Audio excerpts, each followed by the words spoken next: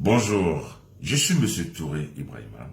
Je reviens encore vers vous aujourd'hui et je remercie Cash Ivoire de m'avoir donné l'opportunité encore de m'exprimer sur ce problème. Si je sors encore pour en parler, ça vous dit que le problème n'est pas encore résolu.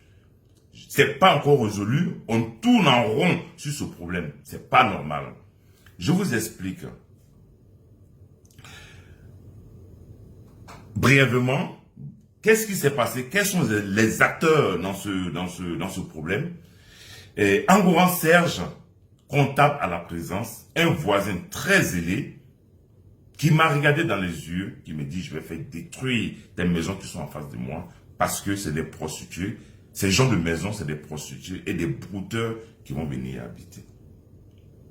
Quelqu'un dont le président Alassane a fait appel à la diaspora de rentrer investir au pays. En 2011, je crois. J'ai pris mes économies. Je suis allé dans mon pays natal pour investir chez moi.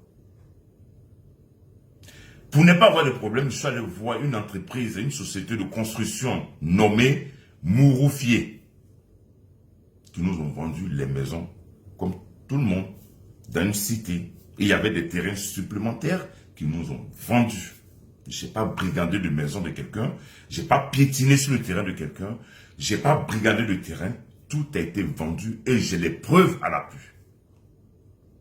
J'ai mon voisin, Engoran Serge, qui est comptable à la présidence, qui me regarde, qui me fait appel, qui me dit que ces maisons dont j'ai fait en face de lui,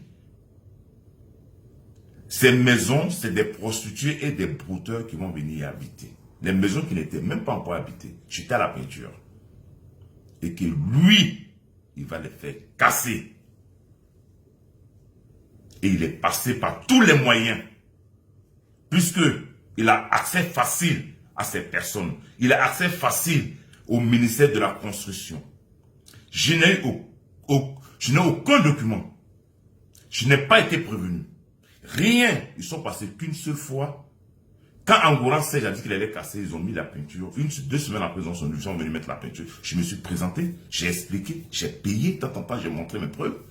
Ils ont redonné tout ce qu'ils avaient pris sur le chantier. Ils ont dit, M. Kouadou a dit, allez-y remettre tout ce que vous avez pris chez M. Touré. Quelque temps après, j'étais là. Et Engoran Serge dit, quand il a vu que les travaux continuaient, il garde sa voiture, il dit, pour la prochaine fois, ça va vous surprendre. Et franchement, ça nous a surpris. Le 26 novembre dernier, ils viennent avec Monsieur Capitaine Picard, il travaille au ministère de la Construction, il est de la brigade du ministère de la Construction, qui vient, j'étais pas là. Mon voisin m'appelle, tu es où? Je dis, je suis dans tel point, il me dit, mais viens rapidement parce qu'il y a un souci. Le temps que j'arrive, ils ont déjà cassé 2 maisons, 2 studios. Je vais vers eux, je n'ai même pas pu parler puisque je tremblais. Le voisin demande qu'est-ce qui se passe. Le monsieur, il dit rien. Il dit non, voilà. Lui, il est venu pour casser. Vous avez quel document? Il dit on n'a pas besoin de documents, la décision vient de là-haut. C'est ce que lui dit. La décision vient de là-haut. On peut venir détruire 23 ans de souffrance de quelqu'un en Europe, des aventuriers qui rentrent chez eux, dans les pays natals, ils n'ont pas brigandé de terrain, n'ont pas brigandé de maison, par rapport à un voisin zélé qui dit qu'il est soutenu par certaines personnes de, comment on appelle ça, les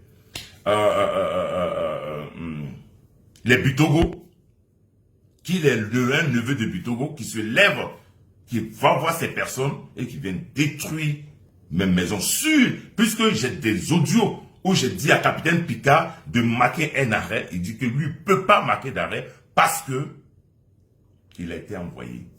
Il ne peut pas marquer d'arrêt. Lui ne peut pas gâcher ses 19 ans de carrière pour ça. 160 millions de quelqu'un de souffrance. Lui dit je ne peux pas marquer un arrêt pour ça. Là. Les amis, si je suis encore là, c'est pour vous dire que rien n'a bougé, ça ne fait que s'empirer. Parce que on est au procès, on a un procès. Je vous dirai en détail ce qui s'est passé. En Côte d'Ivoire, il n'y a pas de justice. Non. C'est pas possible, il n'y a pas de justice. Ça va être une autre étape que je vais rentrer dans les détails du procès qui s'est passé. D'abord, comme j'ai toujours dit, je vais pas à pas. Oh, je ne peux pas attaquer toutes les personnes en même temps. J'ai d'abord attaqué la personne, la société qui m'a vendu les maisons et le terrain. Mais si je vous dis le résultat, vous allez tomber de nu. Ouais. Je mène ce combat pour tous les Ivoiriens. Je mène ce combat pour tous les aventuriers. Je mène ce combat pour les Ivoiriens, même étant en Côte d'Ivoire, qu'ils économisent pour construire. Et des personnes qui quittent, je ne sais d'où, brigander les terrains ou casser leurs maisons. Ce combat jusqu'à la fin. Parce que j'ai été menacé, j'ai été intimidé par des personnes pour me faire taire. Angoran Serge, le ministère de la Constitution, Bruno Nabane Kone, toutes ces personnes, je ne sais pas quel complot.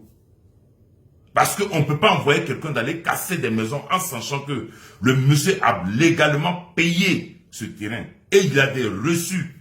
Il ne peut pas se lever pour dire, allez-y casser. Parce que quoi? Angoran Serge, il est qui? Nul n'est au-dessus de la loi. C'est maintenant que je dois savoir si la Côte d'Ivoire est un pays de droit ou de barbares. Parce que ça ne peut pas continuer comme ça. Donc je suis sorti aujourd'hui pour faire ce petit post. Je remercie Ivoire, Cash Ivoire, de m'avoir donné l'opportunité de... Voilà, on va aller étape à étape. Ça, c'est un premier. Il y aura deuxième, troisième, quatrième. Comme je dis, c'est un combat. Merci à vous. Bon dimanche à vous. Et la suite, par la grâce de Dieu, vous les aurez. Merci, merci, merci du soutien de tout le monde. J'ai les messages, je lis, hein. Je ne peux pas répondre à tout le monde. Je vous remercie.